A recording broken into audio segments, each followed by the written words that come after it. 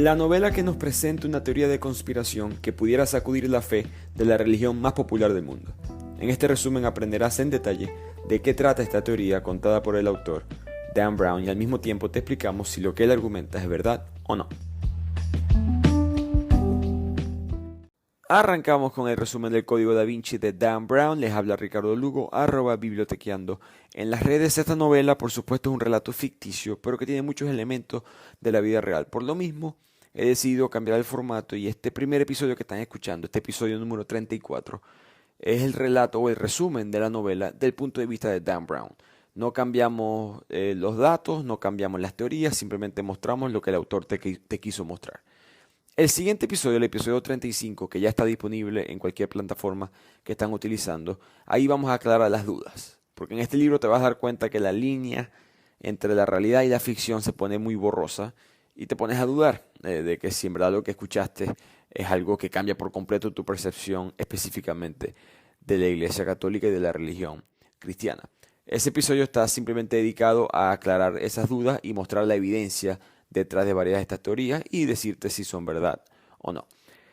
Pero volviendo al libro, El Código Da Vinci, por supuesto, un libro muy popular, excelentes ventas, 80 millones de copias en menos de 20 años, que en términos literarios es poco tiempo.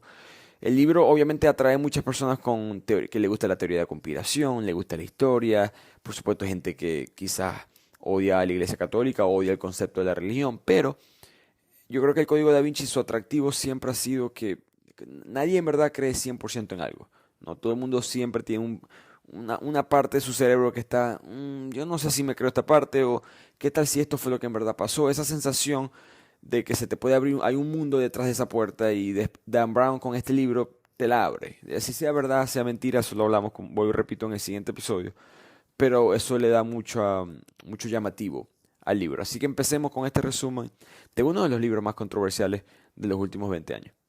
El libro empieza dándonos contexto histórico sobre dos organizaciones que van a ser muy importantes a través de la historia. Primero, el Priorato de Sion. Esto es una sociedad secreta fundada en los años 1099, y la razón por la cual sabemos de esta sociedad es porque en el 1975 la Biblioteca Nacional de París descubrió unos pergaminos conocidos como los archivos secretos.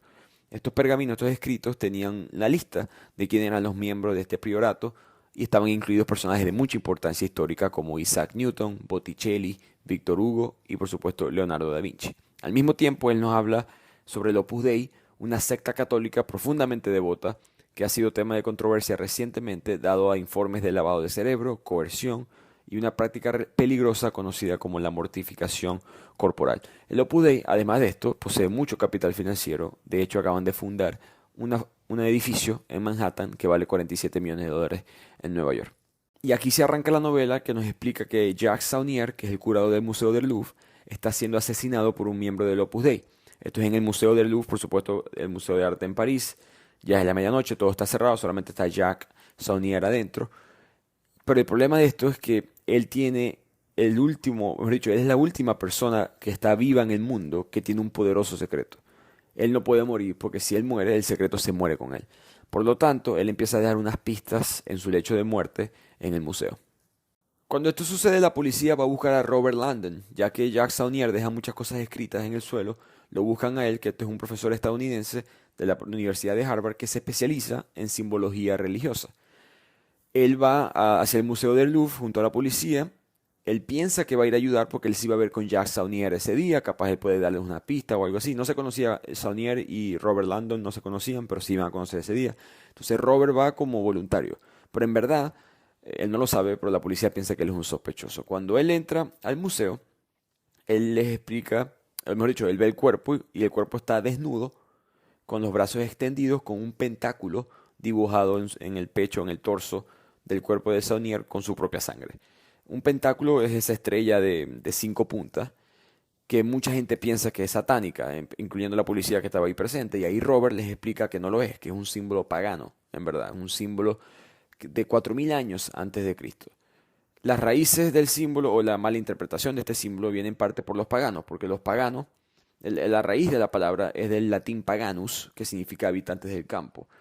Los paganos en verdad eran campesinos que no estaban adoctrinados por la iglesia y se aferraban a la religión pagana, por supuesto.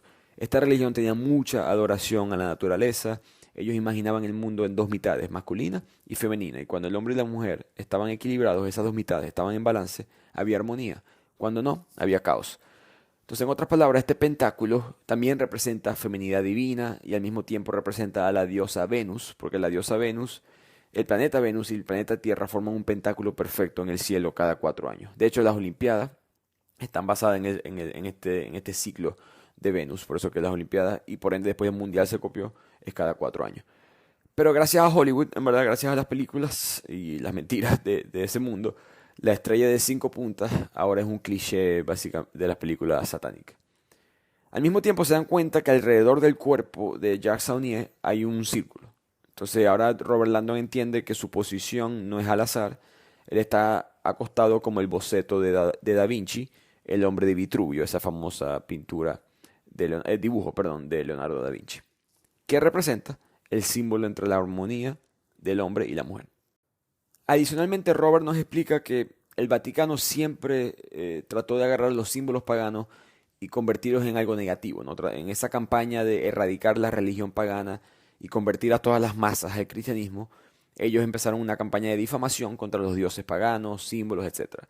Entre esas cosas, por ejemplo, el tridente de Poseidón se convirtió en el tridente del diablo, o el del demonio. El pentáculo de Venus, como explico aquí, ahora es un símbolo satánico. El mismo sombrero puntiagudo que las mujeres se ponían, las mujeres sabias específicamente se ponían, se convirtió en un símbolo de la bruja. Entonces hubo un cambio en el cual la definición correcta de las cosas se fue perdiendo.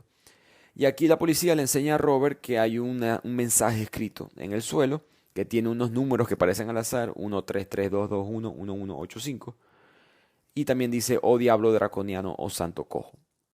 Durante todo esto, el capitán de la policía, Fache, está viendo todo, ¿no?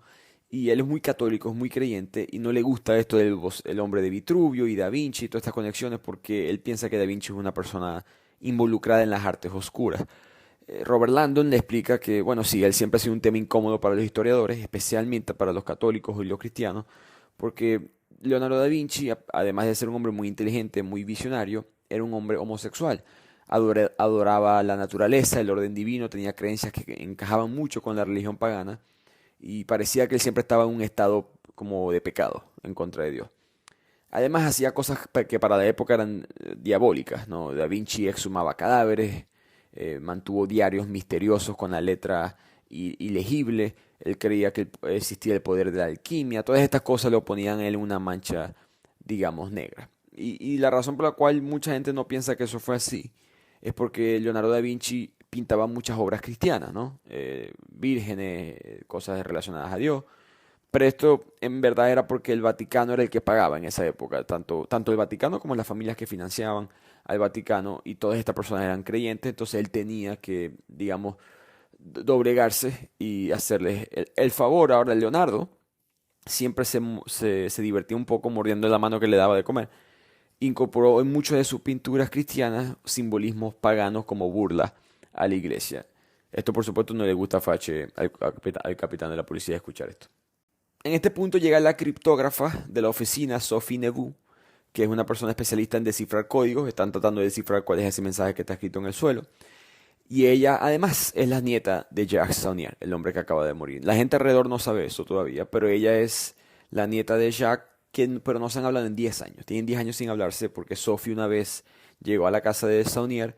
Cuando bajó había una especie en el sótano estaban haciendo una especie de ceremonia de un culto, un ritual, y ella le dijo a su abuelo, ¿sabes qué? No quiero tener más nada que ver contigo, no me hables más, y su abuelo cumplió con sus deseos. Han pasado ya 10 años, pero ese día, el mismo día que lo matan, su abuelo le había enviado un mensaje, le había dejado, mejor dicho, un mensaje diciendo, hey, tenemos que hablar, tu vida y la mía están en peligro y necesito contarte algo sobre tu familia. Ella pensó que era una trampa porque su familia está muerta desde que ella era niña.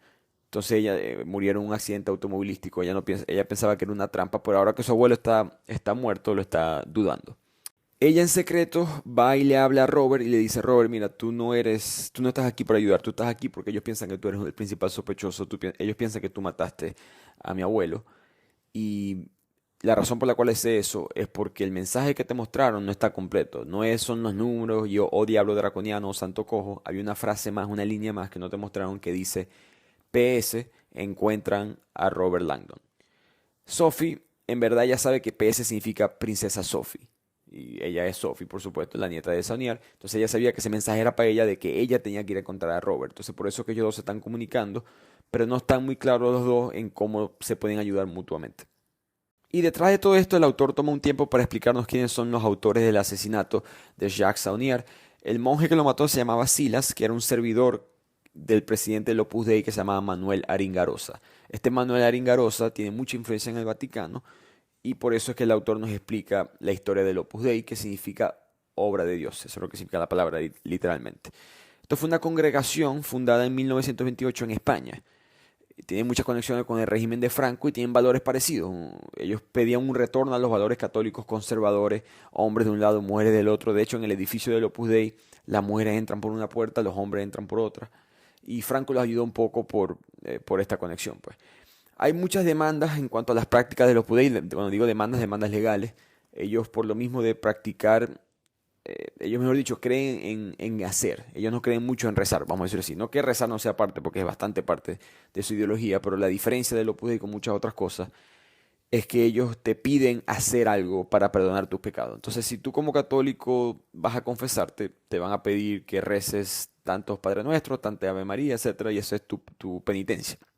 El Opus Dei te va a hacer trabajo. Te pide lavar, limpiar, ayudar aquí, ayudar allá, y todo esto se presta, por supuesto, a explotación laboral, que tiene muchas demandas en cuanto a esto, y hay un extremo, que es el castigo corporal, que un grupo muy selecto de sus miembros se practica a sí mismo. Se coloca un silicio, una especie de metal en sus piernas que les va cortando la piel poco a poco, y esto es una manera de limpiar sus pecados. Pero la principal controversia sobre esta organización en relación a este libro es que hay mucha teoría de conspiración en cuanto a ellos porque el Vaticano, por alguna razón, los aceptó dentro de la Iglesia Católica. En el 1950 el Papa Pío XII los aceptó y después Juan Pablo II les dio prelatura personal. Que a diferencia de una diócesis tiene una cierta independencia del Vaticano, o permiso, mejor dicho, del Vaticano para actuar semi-independientemente en los territorios que ellos abarquen, pero tienen sus límites geográficos, ¿no? Alguien de una diócesis no sé, en una parte de Colombia no puede ir para Estados Unidos y poner leyes, cambiar las cosas, etcétera. Pero Juan Pablo II, con esta prelatura personal, les dejó a los Opus Dei hacer eso, porque al ser personal no tiene límites geográficos, tiene límites ideológicos. Entonces ellos tienen poder sobre todo, no vamos a decir poder, no, acceso a todo el mundo católico globalmente. Y esto, por supuesto, hace a muchas personas que levanten la ceja, que hagan signos de interrogación, porque qué favores están siendo intercambiados aquí, probablemente financieramente. Pero volviendo a la historia, Manuel Aringarosa, el presidente del Opus Dei, aprendemos que está siguiendo instrucciones de alguien que se llama el Maestro. Pero volviendo al Museo del Louvre, donde está el cuerpo de Jacques Saunier, Sophie dice que esos números que están escritos ahí son la secuencia de Fibonacci, sino que están en un orden diferente.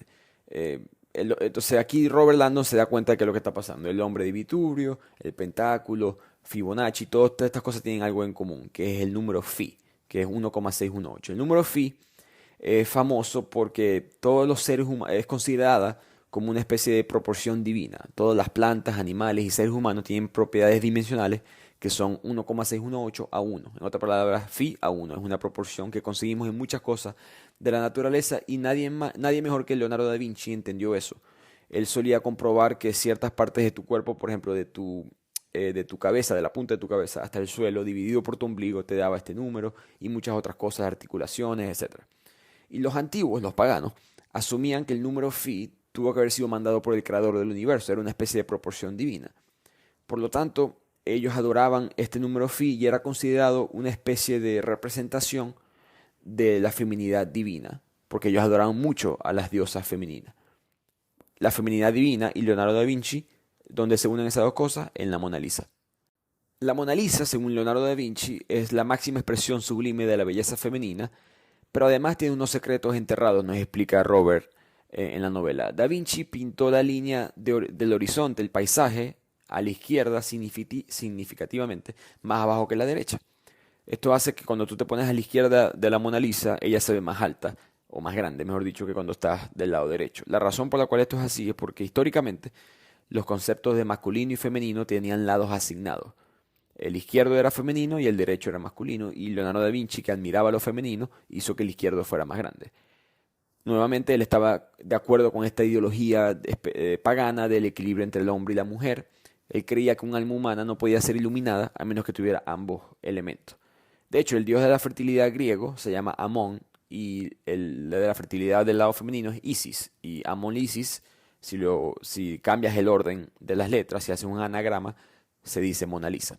Así que Sophie y Robert asumen que debe haber algún tipo de pista en la Mona Lisa, van a la pintura y se dan cuenta que está escrito tan oscuro es la estafa del hombre. Por supuesto esto está con una tinta que solamente se puede leer con luz ultravioleta, pero leen el mensaje y Robert le explica a Sophie que esta frase, estafa del hombre, tiene que ver con el sistema patriarcal que se estableció después del paganismo. El paganismo, vuelvo y repito, admiraba tanto lo masculino como lo femenino, pero la religión católica, o el sistema por lo menos que se estableció, después de esto no fue así.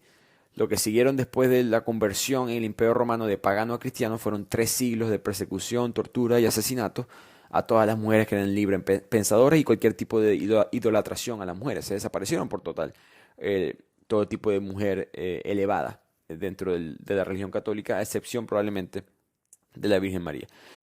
What's worse than an ad interrupting your favorite music or podcast?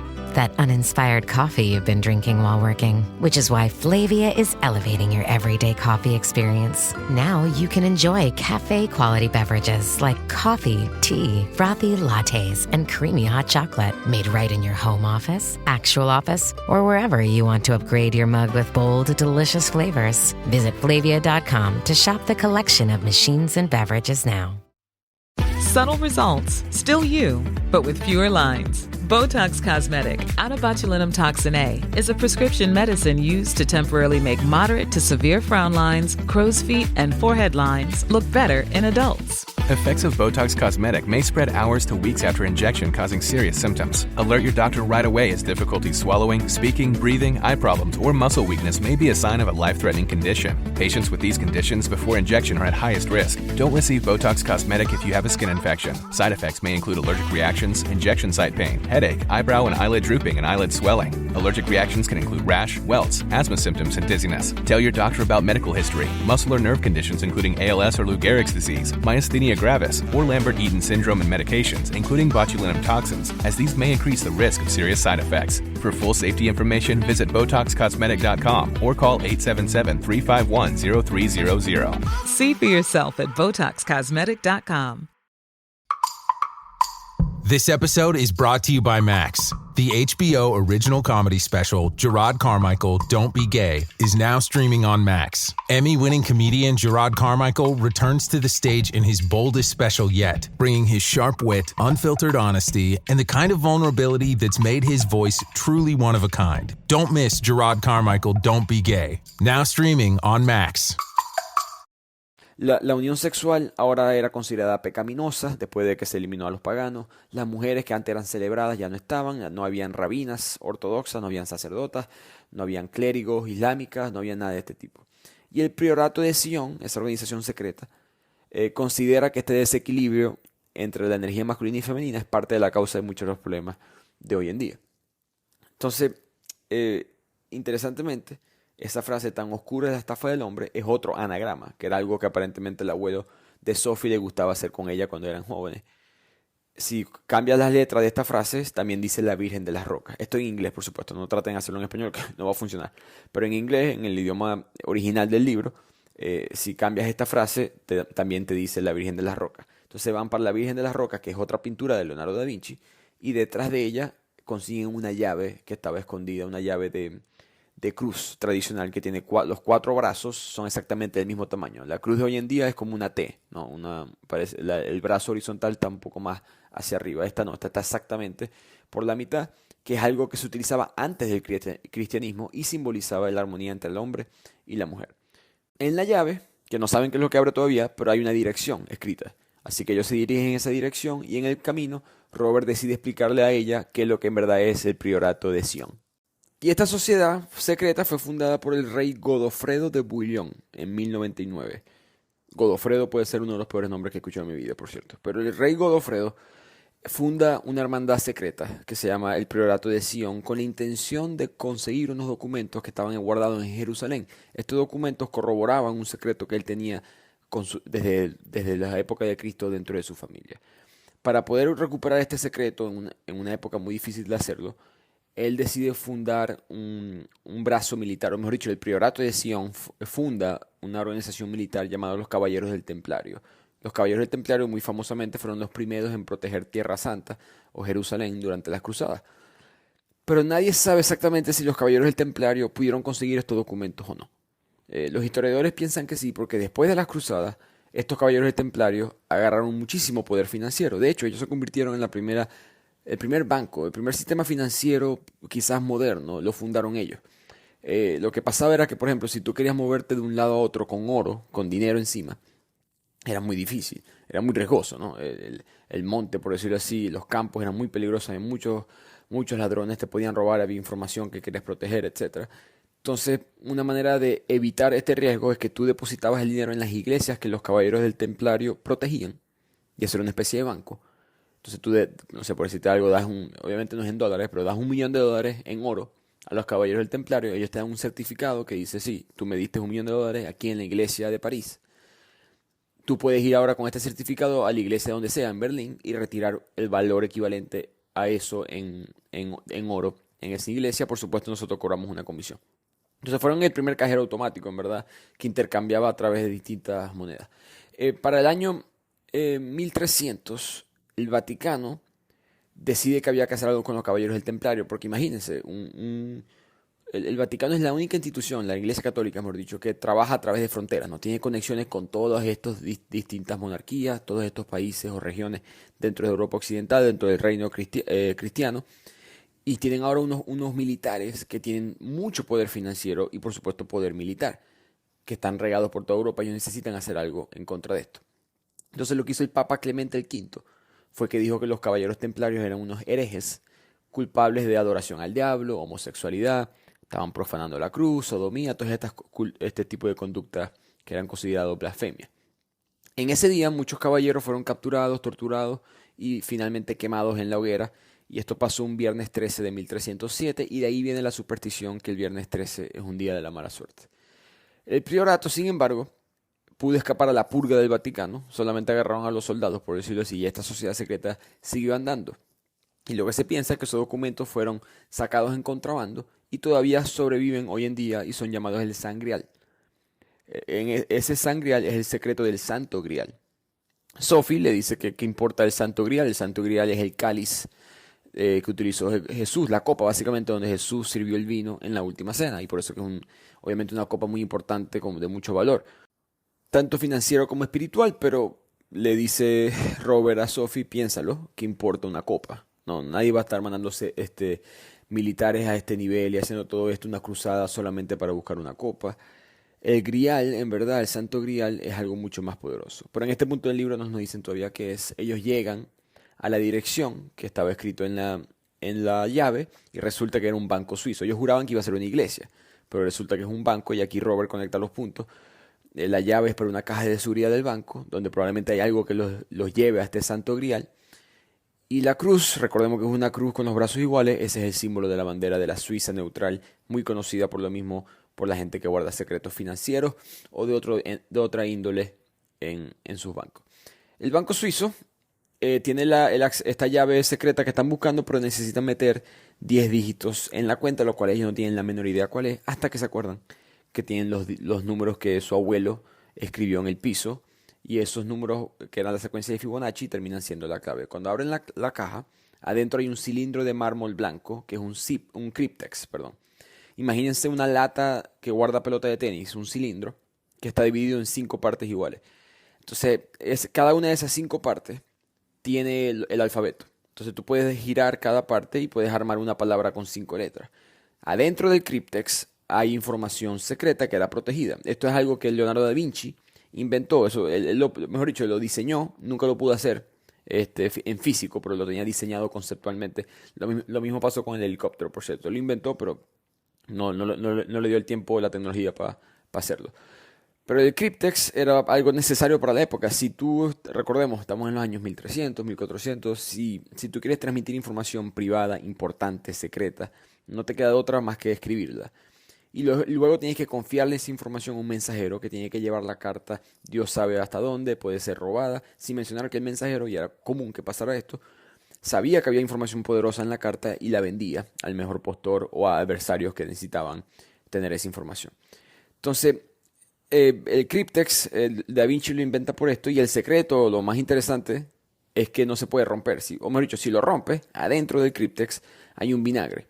Y el vinagre va a disolver el papel que está dentro, que es hecho en verdad de papiro. Es un papel muy sensible, y el vinagre disuelve todo el papel, y sin mencionar la tinta. Entonces ellos tienen ahora este cryptex que tienen por supuesto que adivinar cuál es la contraseña. André Vernet, que es el director del banco, llega y les avisa que la policía está afuera, recordemos que ellos son ahorita como fugitivos, pero que como su banco tiene la fama de proteger secretos y todas estas cosas, él los va a ayudar a ellos a escaparse. Entonces de aquí ellos se van a la mansión de un historiador británico que vive ahí en París, que se llama Lee Teabing. Y aquí es cuando la novela se pone buena, porque Teabing es un billonario que ha pasado años y ha gastado mucho dinero en desenterrar varios de estos secretos, y él nos presenta cuál es la teoría de conspiración sobre lo que en verdad es el Santo Grial. La Biblia, nos dice Teabing, no cayó mágicamente de las nubes, ¿no? La Biblia no fue escrita por Dios, la Biblia fue escrita por hombres. Y los hombres han creado un registro histórico que ha evolucionado a través de las traducciones, adiciones, revisiones, en otras palabras.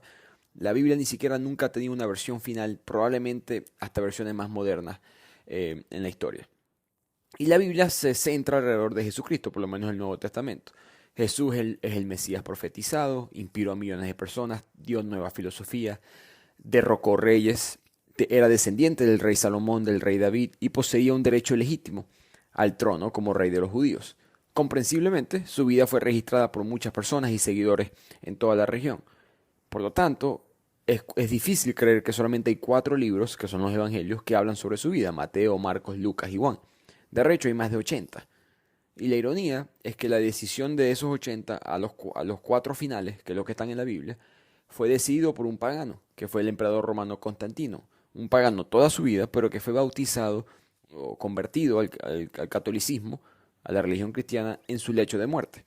En la época de Constantino, la religión oficial de Roma, por supuesto, era la religión pagana, la adoración al sol, todas estas cosas. Pero para él, desafortunadamente, había una creciente agitación religiosa que se estaba apoderando de Roma. Ya esto es 3 siglos después de la crucifixión de Jesucristo, así que estamos en los años 325 aproximadamente.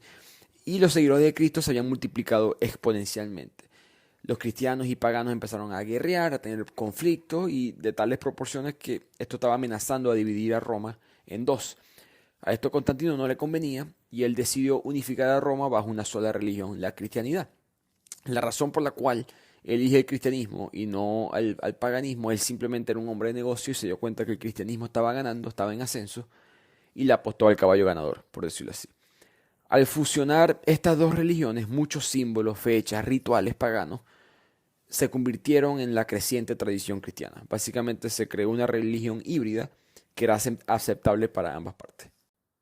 Y en esa fusión, muchos paganos empezaron a adorar cosas cristianas y viceversa, principalmente en la dirección opuesta. Ya hablamos de algunos elementos malvados del paganismo, ¿no? Lo del tridente de Poseidón y todas estas cosas, como se convirtieron en imágenes diabólicas. Pero también hubo cosas positivas. Por ejemplo, los discos solares que tenían los egipcios en las cabezas para sus dioses se convierten en los halos de los santos católicos, en ese anillo de los santos. Las imágenes de Isis, la diosa Isis, amamantando a su hijo Horus, se convierten en el modelo para las imágenes de la Virgen María amamantando al niño Jesús. Y muchos varios otros elementos de la iglesia. De por sí, la construcción por dentro de la iglesia, la religión pagana solía sacrificar a personas y lo hacían en un altar, y la gente iba y se sentaba en balcones para poder ver, y de ahí viene más o menos la creación arquitectónica, o el diseño, mejor dicho, interior de las iglesias de hoy en día. Entonces, nada en el cristianismo es original. De hecho, el dios precristiano, Mitra, que era llamado el Hijo de Dios y la Luz del Mundo, nació el 25 de diciembre, hacía milagros, tenía 12 seguidores, fue enterrado en una tumba en una roca, resucitó a los 3 días. Entonces, el cristianismo tomó muchas historias originales de otras religiones y las adoptó, porque dentro de todo era una religión muy nueva, no tenían todavía a la mayoría de la población y tenían que convencerlos básicamente de alguna manera. También cambiaron el día de reposo al domingo, que antes era el sábado. De hecho, si te acuerdas, si sabes, perdón, en inglés Sunday, el día del sol, es el domingo, más o menos conectado a esta adoración. Entonces, durante todas estas cosas, Constantino necesitaba fortalecer la religión cristiana y entonces celebró una muy famosa reunión que se llamó el Concilio de Nicea.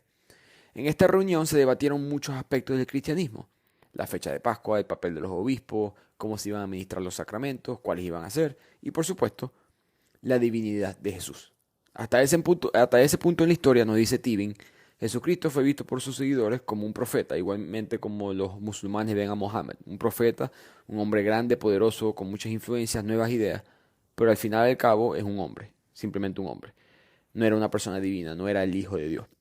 El establecimiento de eso fue oficialmente propuesto y votado en el Concilio de Nicea y fue una elección bastante cercana, de hecho.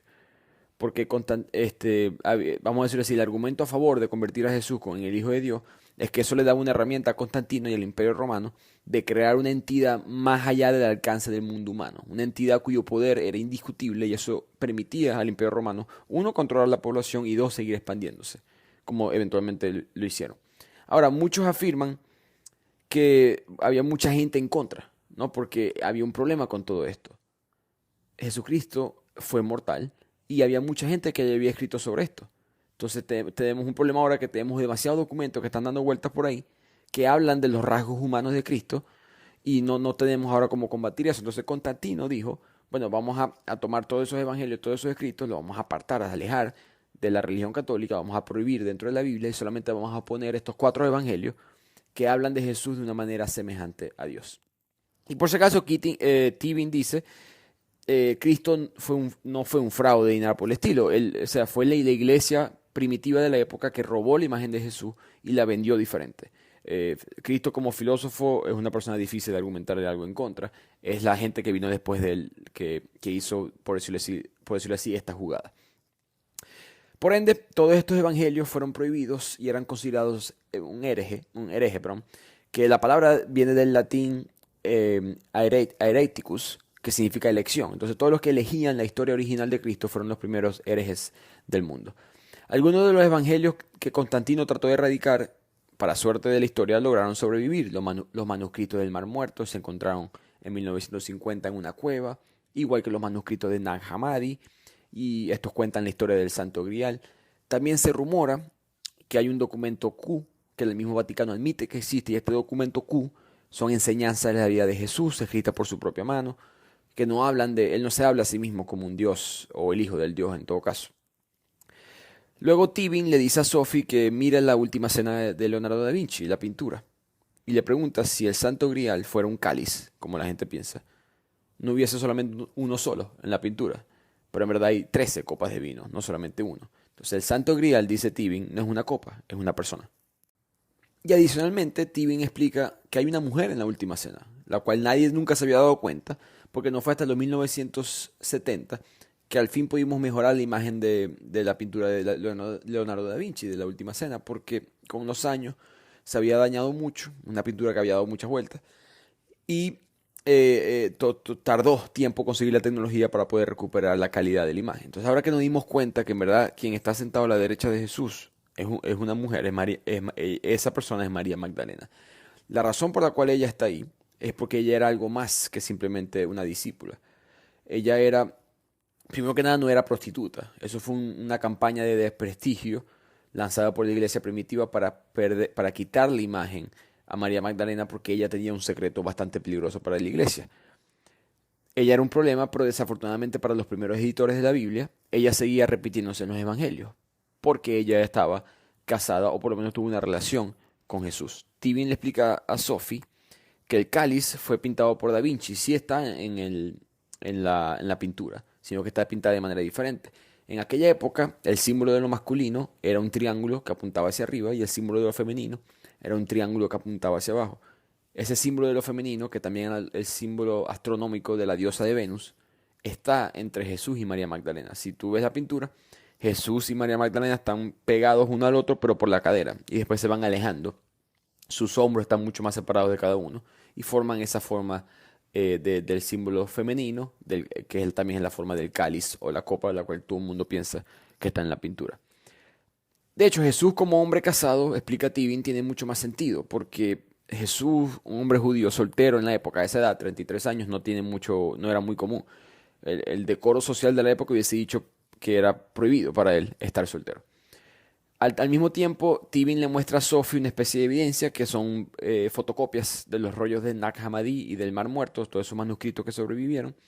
Y ella lee un escrito que dice, estoy diciendo textualmente que es lo que decía, y la compañera del Salvador es María Magdalena. Cristo la amaba más que a todos los discípulos. ¿Por qué la amas más que a todos nosotros?, dijeron. Tibin le explica a Sophie que cualquier estudiante o erudito del idioma arameo de la época te diría que la palabra compañero en verdad significaba cónyuge. Y después Tibin saca más evidencia. El tipo está en una racha aquí de documentos. Muestra el Evangelio de María Magdalena, que poca gente sabe que existe, en el cual Pedro expresa su descontento por él ser la segunda opción detrás de una mujer. Aparentemente era medio sexista el Pedro. El plan de Jesús era que María Magdalena llevara a cabo la iglesia, no Pedro. Y Pedro, por supuesto, fue el primer papa de la iglesia católica. María era la persona en verdad más cercana a Jesús. En la pintura se ve a Pedro inclinándose de manera amenazadora hacia María Magdalena con su mano agarrando un cuchillo. Así que María Magdalena no solamente era una persona muy cercana y probablemente la mano derecha de Cristo, sino que era una mujer poderosa. María Magdalena era de ascendencia real, era de la casa de los Benjamín específicamente. Y ya que mencionamos antes que Jesucristo era el descendiente para ser el rey de los judíos a través de ser descendiente de David y descendiente del rey Salomón, al María Magdalena ser descendiente de la casa de los Benjamín, ellos dos iban a fundar un linaje real, creando una potente unión política con el potencial de reclamar legítimamente el trono y restaurar la línea de reyes como lo fue bajo Salomón. Esto no le convenía a la gente de la época, esto no le convenía a los emperadores, por lo tanto, María Magdalena y Jesucristo fue algo que fue borrado de los récords. El secreto del Santo Grial no es solamente María Magdalena, es que María Magdalena llevaba el linaje real, porque Santo Grial significa sangre real. Magdalena estaba embarazada cuando Jesucristo fue crucificado, es lo que nos explica Tibin, o mejor dicho, lo que dice el priorato. Para proteger al niño, al momento que Jesucristo muere, ella se escapa a Francia y se esconde dentro de la comunidad de judíos que está ahí en Francia. Ella dio luz a una hija, es lo que dicen los registros. Y aquí es cuando viene el priorato de Sion. Ellos estaban encargados no solamente de proteger estos documentos que comprobaban su historia, sino de proteger a la familia, a los descendientes de Jesucristo y de María Magdalena. Por eso que estaban en secreto, porque no querían que la iglesia los consiguiera, porque la iglesia estaba buscando matar a todos los descendientes de esta familia para así poder borrar por siempre la historia, porque ellos temían que si esta familia se reproducía en grandes cantidades, tarde o temprano, el secreto se iba a saber. Por lo mismo, Tibin sugiere que la única institución en el mundo con el poder y la motivación para poder hacer esto, de perseguir a las personas con este secreto, es la iglesia. Así que probablemente ellos, el enemigo de siempre, son los que mataron a tu abuelo, le dice Tibin a Sophie. La iglesia sabe que estos documentos están a punto de salir porque habían rumores que el priorato lo iban a soltar y por lo tanto mataron a tu abuelo, porque probablemente tu abuelo, ahora que sabemos todo esto, era una persona con alto cargo dentro del priorato. En eso el mayordomo de Tibin entra y le avisa que la policía está afuera y se escapan en jet hacia Inglaterra, ya que este tipo, como les mencioné, un billonario, tenía su avión privado.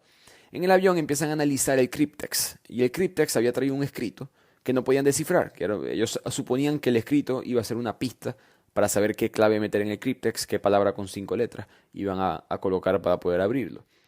Lo interesante es que no lo pueden descifrar porque está escrito en al revés. En otras palabras, solamente lo puedes leer si tienes un espejo puesto encima.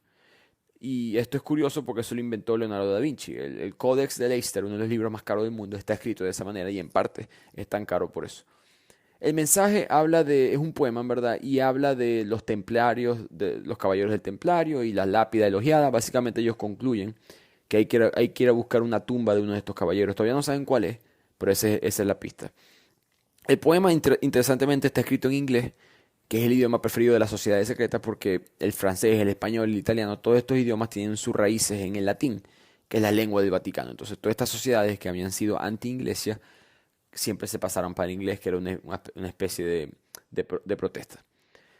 Mientras todo esto está pasando y se quedan pensando en el avión sobre cuál es la pista, cuál es la palabra de 5 letras, Sophie le cuenta a Robert lo que ella había visto en casa de su abuelo hace 10 años, Y Robert le explica que eso probablemente había sido una ceremonia llamada Hieros Gamos, que es un ritual practicado por sacerdotes y sacerdotisas egipcios para celebrar el poder de la fertilidad femenina. Volviendo a todo este tema de los paganos con la adoración a la mujer. Esos sacerdotes de la época tenían, de vista espiritual, veían el sexo de una vista muy, muy filosófica, no tanto física. Entonces era una ceremonia en la cual se celebraba la fertilidad de la mujer. Esto fue borrado por la iglesia porque si le decimos a la gente que te puedes comunicar directamente con Dios a través del sexo, la iglesia se vuelve irrelevante. Que no le falta lógica, voy a defender a la iglesia de ese lado ahorita. Como que si yo le digo a la gente que se puede conectar con Dios teniendo sexo en vez de ir para misa, las iglesias quedan vacías. Entonces yo creo que no lo culpo en esa. Ahora, Robert Landon comprende el acertijo. Él se da cuenta de que la palabra para abrir el críptex es Sofía, que era un dios pagano que escrito en el idioma de antes se pronunciaba Baphomet. Ahora, Sofía, cuando abre el críptex, se da cuenta que hay otro críptex más pequeño con otra pista, así que le falta uno más. La pista dice: en Londres yace un caballero enterrado por un papa. Por suerte para ellos, ya ellos iban camino a Londres y van a buscar ahora una tumba en la iglesia del templo construida por los caballeros templarios, que está en la ciudad de Londres, por supuesto. Cuando llegan a Londres, resumiendo el cuento, a la iglesia esta construida por los caballeros no había nada. Y nos enteramos que Tibin en verdad es el malo. Resulta que Silas y Aringarosa, el presidente del Opus Dei, trabajaban era para Tibin. Ninguno de los dos sabía quién era Tibin, pero ellos dos estaban actuando como unos títeres de Tibin. Entonces, Tibin después se deshace se mata a su mayordomo, se manda a su muerte a Silas básicamente y casi consigue que maten a Aringarosa. Pero a Aringarosa no importa mucho porque Aringarosa, el presidente del Opus Dei, no sabe quién es Tibin, así que no hay problema en cuanto a eso. Pero creo que el mensaje aquí, por decirlo así, lo importante de esto es que a través de toda la historia, Dan Brown nos insinúa que es la iglesia el que está tratando de matar el que mató, mejor dicho, al abuelo de Sophie y está tratando de enterrar el secreto y resulta que no, es él que lo está buscando.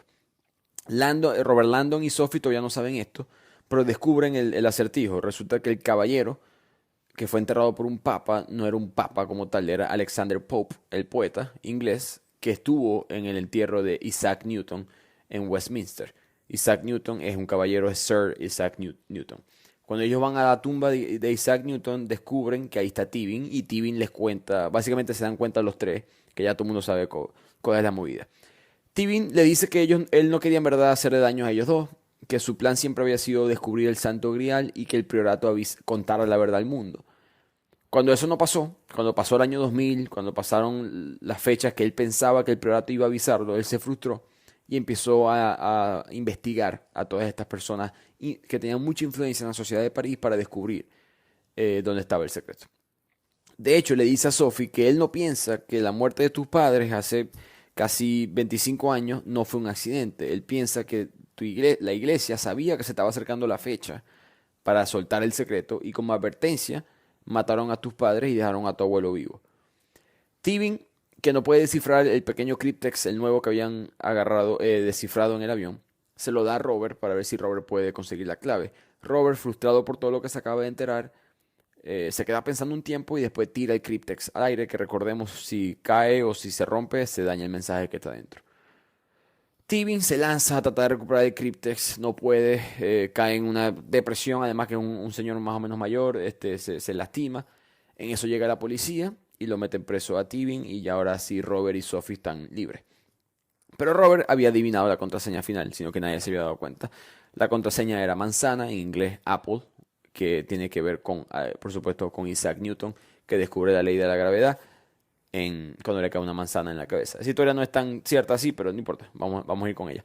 El Santo Grial, el mensaje dice que el Santo Grial está debajo de la antigua Rosslyn, que es una capilla llamada Rosslyn en Escocia, que fue construida también por los caballeros templarios. Un día después de que se acaba porque todo esto, por cierto, toda esta historia en este punto ha pasado un espacio de día y medio. Entonces, Robert y Sophie recargan las pilas y después se van a Escocia y llegan a la iglesia. Cuando entra Sophie, ella siente como un déjà vu. Recuerda que ella había venido para esta iglesia cuando joven y ese día su abuelo estaba afuera hablando con gente y se puso a llorar. Y esto ya ha pasado muy poco después de la muerte de sus padres y de su hermano también que estaba ahí. Ella lo vio lloroso y le preguntó qué había pasado y el abuelo dijo que estaba despidiéndose simplemente de unos amigos. Ella, voy y repito, quedó muy confundida cuando entró a esta iglesia. El déjà vu, el sentimiento era muy fuerte. Fue hacia la casa que estaba enfrente de la iglesia, que normalmente es la gente que trabaja en la iglesia, y se dio cuenta que había una mujer que estaba llorándole a una foto, y esa foto era la foto de su abuelo. Resulta que esa mujer que está llorando es la abuela de Sophie, y Sophie es su nieta. Y aquí aprendemos la verdad sobre la familia de Sophie. La abuela le explica a Sophie que ellos son descendientes directos de Jesús y María Magdalena. Cuando el accidente sucedió, ella se cambió el nombre. Su nombre verdadero en verdad es Marie Chauvel, que es uno de los apellidos reales de este linaje real. Cuando los padres de Sophie murieron en el accidente del carro, eso sí es verdad, Saunier y su esposa no sabían si en verdad era un accidente o si había sido un intento de la iglesia de eliminar los últimos descendientes de Jesús. Por lo tanto, ellos decidieron separarse. Saunier se fue con Sophie y la abuela se fue con el hermano de Sophie, a vivir en esta capilla. Ellos más nunca, simplemente se veían de vez en cuando en estas ceremonias que practicaban muy pocas veces. Ella afirma que el priorato quiere mantener ocultos los documentos. Ellos no quieren que el secreto se sepa. Robert dice que no está de acuerdo, por decirlo así, pero respeta la decisión. Pero sí quiere saber dónde está. Él quiere saber dónde es el lugar donde eso se está escondiendo. Ella le explica, la abuela de Sophie le dice que no está aquí en Escocia. Su esposo siempre quiso esconderla a María Magdalena y a los documentos en Francia. En eso Robert lee bien el mensaje que salió del último críptex y dice: adornada con el arte amoroso de los maestros, ella descansa por fin bajo el cielo estrellado. Y aquí es cuando todo se le conecta a Robert. Arte amoroso de los maestros, son obras de arte, descansa bajo el cielo, tiene que ser lugares donde esté con vista al cielo porque hayan obras de arte. Y ese es el Museo del Louvre. Si han ido para el Museo del Louvre o si lo han visto, hay una pirámide inmensa que tiene 667, creo que es 677 paneles de vidrio. Es una pirámide interesante, no encaja mucho con lo que está alrededor, pero es una pirámide que es el mismo símbolo que hemos hablado en el libro del masculino y el femenino, y abajo de esa pirámide hay una pirámide invertida, que es el cáliz, ¿no? La misma forma del cáliz. En la punta de ese cáliz, debajo, es que Robert se da cuenta que ahí está el descanso final del sarcófago, que tiene el cuerpo de María Magdalena y los documentos.